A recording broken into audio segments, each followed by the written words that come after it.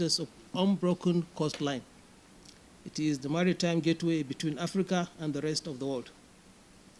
The region is of high interest to the government of the Federal Republic of Nigeria because of its strategic role in enhancing the economic and security stability of the country. The country's oil and gas shipments also pass through the Gulf of Guinea to all parts of the world. However, the lucrative nature of the Gulf of Guinea in terms of natural resources, movement of ships, and related economic activities attracts criminal elements. These illicit elements constitute to perpetrate nefarious activities in the Gulf of Guinea. Organized crime syndicates also hold sway in the region, conducting various devastating crimes, notably drug trafficking, human trafficking, oil theft, kidnapping, hostage-taking of ship crews, piracy, smuggling of contrabands. In this category lies the smuggling of small arms and light weapons by international crime syndicates. Though there have been previous and ongoing investigations and reports on the proliferation of small arms and light weapons through the maritime domain, the government is interested in further interrogation of the Gulf of Guinea as a major route of arms trafficking. It will be recalled that a large chunk of illicit small arms and light weapons were recovered by the Nigeria Customs Service in June 2024 at the Onne port. It is a clear indication that gun-running activities through the maritime domain is on the increase. I therefore commend the National Center for the Control of Small Arms and Light Weapons and partnering organizations for the laudable initiative in organizing this seminar.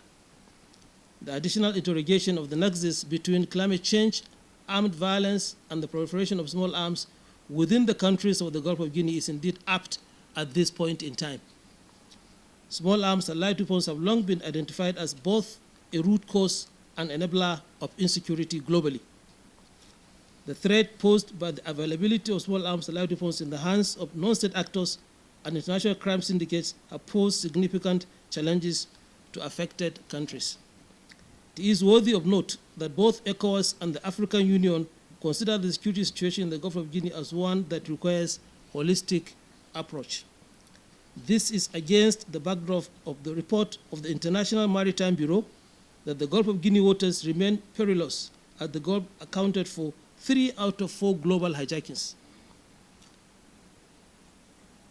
All of 14 reported kidnappings of crew members and 75% of crew members held hostage in 2023 occurred in the Gulf of Guinea.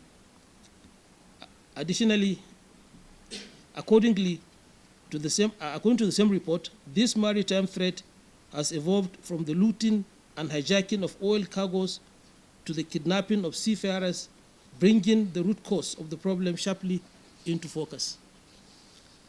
At the international arena, the United Nations have come up with several initiatives such as the United Nations Programme of Action to Combat and Eradicate the Illicit Trade in Small Arms and Light Weapons, the Arms Trade Treaty, ATT, and the International Tracing Instrument, ITI, among others. The AU, on the other hand, had established the Silence the Guns Initiative, while ECOWAS established the Framework for Security and Stability in West Africa, which gave the impetus to the adoption of the ECOWAS Convention on Small Arms and Light Weapons.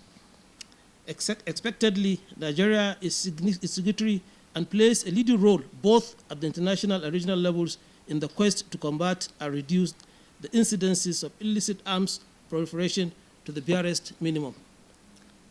In my view, it is crucial to aggressively address the problem of the unwholesome use of legitimate business ships and vessels for international illicit arms trade and transportation, as well as the availability of small arms and light weapons to pirates and criminal networks operating in the Gulf of Guinea.